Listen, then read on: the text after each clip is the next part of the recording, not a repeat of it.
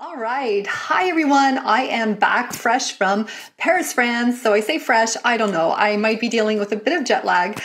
So hopefully my brain functions for this live. I just really wanted to hop on today to share with you my thoughts on, well, actually, this isn't really my thoughts on can men survive without women. Let me explain. So today I had a message from one of my amazing clients because she is dating this guy. And wait, if you are married or already in a relationship, this still applies to you. All right. So I want you to listen. So she sent me a message about this video that a guy she's dating sent to her. And this is a video about, it's from Hustler Empire. I'm not familiar with that site. I think it's a YouTube channel.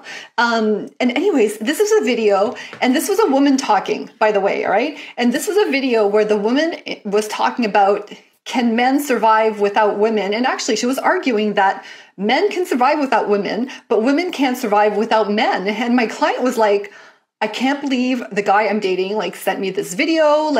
Why would he send that to me? He knows that's going to trigger me. I don't understand. And at first she had actually ignored the message and they were just carrying on the conversation. But she was like, Mireille, what do I do about this? What do you think about this? And I wanted to share with you guys my thought on the video because it's super important. And at first, like I said, she was really triggered by this video. And when I saw, kind of the exchange and what was happening, I actually got excited by this.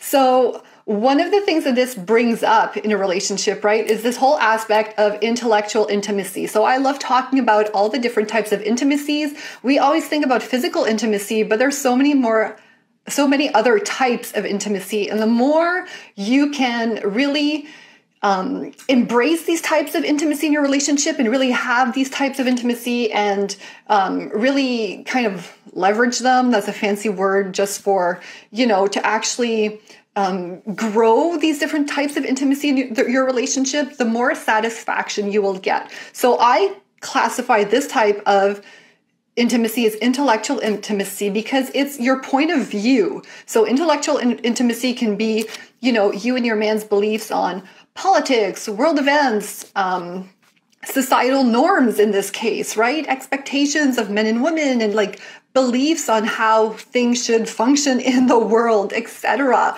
So what I shared with my client is this was a wonderful opportunity to build and develop intellectual intimacy with this guy that she's dating. And like I said, if you're married, this applies too, right? Talking about opinions and what's going on in the world, even if you're in a committed relationship, is going to be super important. And what I'm sharing, like I said, is going to be important for you as well. So one of the perspective shifts I shared with my client is that this, like I said, this is an opportunity instead of being triggered to become curious. And this is an opportunity for her to learn more about this man that she's dating. And this, like I said, can be an opportunity for you to learn more and continue to understand better the man that you're dating or that you're married to.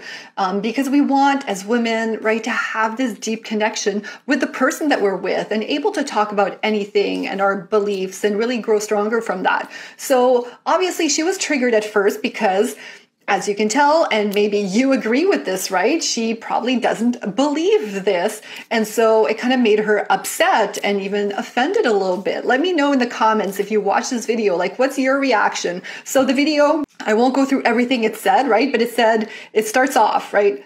Men don't need women, women need men. So right away, right? It's whoa, it gets your back up a little bit. And I get it. I understand. But knowing what I know and doing what I do, obviously, I get excited about this. So, and then it goes on to saying men could survive without women. If all women disappeared tomorrow, men would be fine outside of reproduction.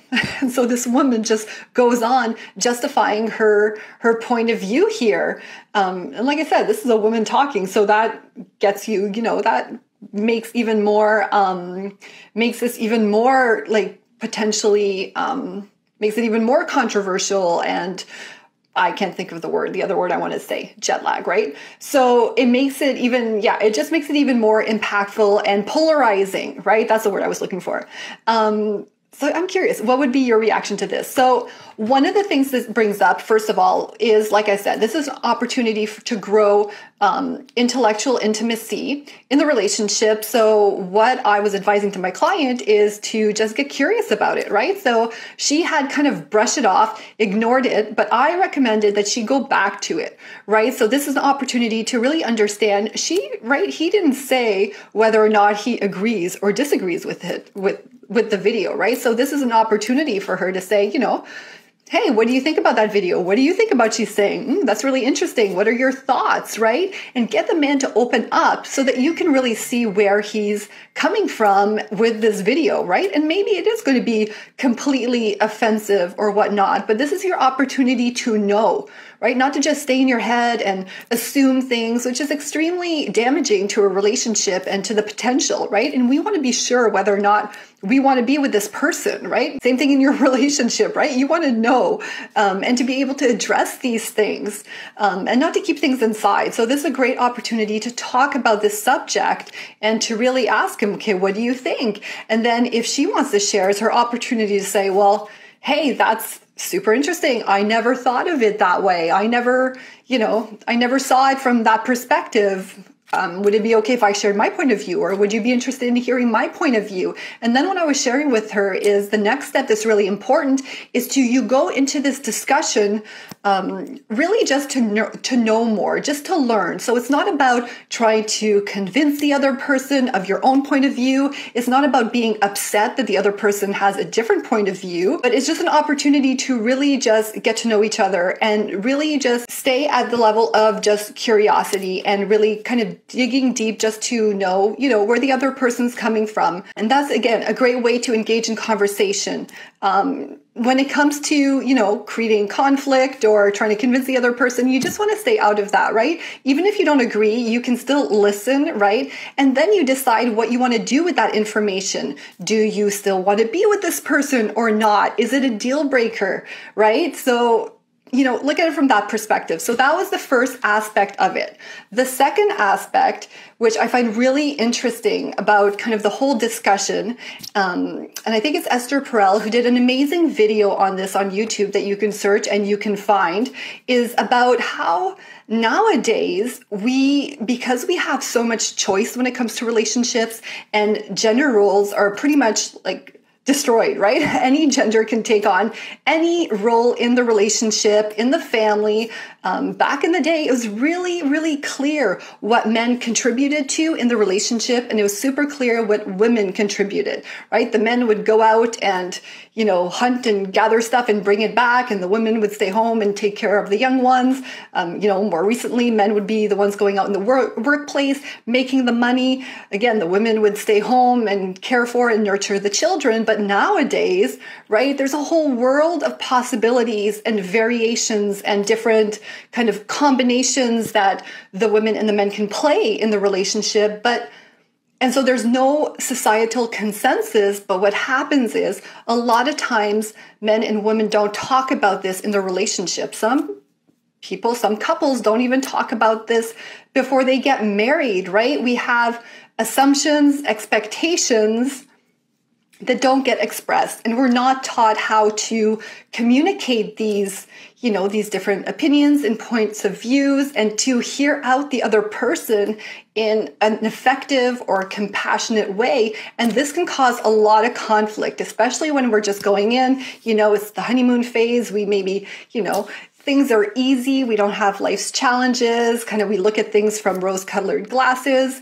We can be distracted and swept away by other things. And then you find yourself, 2, 5, 10 years into the relationship, and some things start coming up. You have children. You don't have really determined expectations or kind of unwritten contracts in place in terms of who does what and what each other needs in terms to be happy and satisfied in the relationship. We just make assumptions. Nowadays, everything's equal. Everything's 50-50. And I hate it when people say that. I shouldn't say hate, but, it drives me a bit crazy when people say 50-50, because that's not necessarily everyone's expectations. That's not necessarily the best solution for your particular relationship. That is not necessarily realistic every single day that everyone's doing 50-50.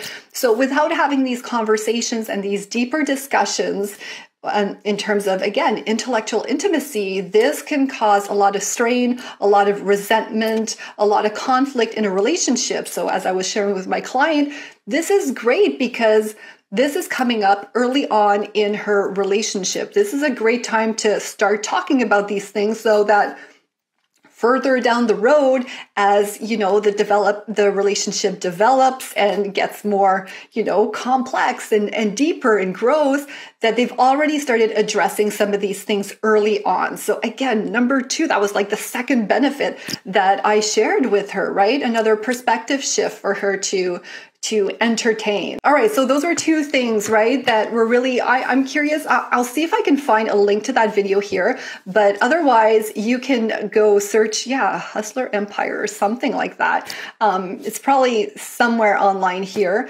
but I'm curious what you think, right? Those were 2 important points that I really want to leave you with today. Number 1, the whole aspect of intellectual intimacy. It's important to have these conversations with your man, with your significant other, about your beliefs and your perspectives and controversial issues, right? This is something I've shared before that kind of was a strain for a while in my own relationship when I didn't have these tools and these skills, right? Like my husband and I would talk about world issues, and every time that would happen, we'd get into an argument because we didn't always have the same point of view, and it was getting frustrating for us to the point where we were having less and less of these intellectual conversations.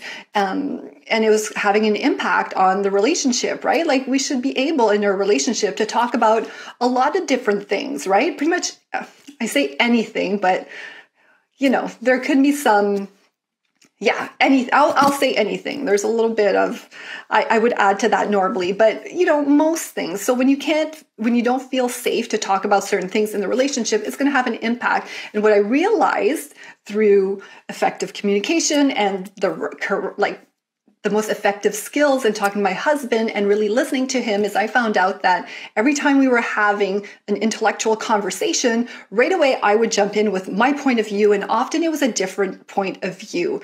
And that's fine, like I said, to have different points of view. I think it's great. A lot of times we just want to agree with our spouse, or we want to be on the same page on everything with our spouse. But growth comes from differences of opinions and just differences in general, right? When you can work through those differences and come to a new understanding or decision together, a new evolved way of thinking, that's growth. You don't have to agree on everything, but it's the way I was coming at it, right? Not listening, jumping in right away with a different point of view that was making him clam up and having our conversations, diminish. The communication from that perspective was really, kind of broken from that perspective. So I really encourage you to really go at it with an open mind. Don't jump in right away. Just listen. And if you have a different point of view, do you know what? Own your point of view. You don't have to be upset that someone has a different point of view than you, whether it's your husband or like a friend or a stranger even. Just own your perspective. Someone else's different perspective, even your man's, is not a threat to your own. And just listen and then share openly and just have like a conversation of just exploring each other's worlds and perspectives and whatnot. All right. So there's that. And like I said, we live in a society now where our gender roles in the relationship aren't clearly defined. So this is an opportunity for you and your man to just determine what's best for you guys. What do you guys want? How do you guys picture your relationship and each other's contributions? So there's a lot of good from it. And I hope I gave you even if it's just a tiny perspective shift or just kind of planted a little seed for you to think about this further, that would be awesome. So if you have any questions, leave them in the comments. Let me know what you think, what your thoughts, were you triggered by this? How do you feel about it? So, all right. I hope this was interesting.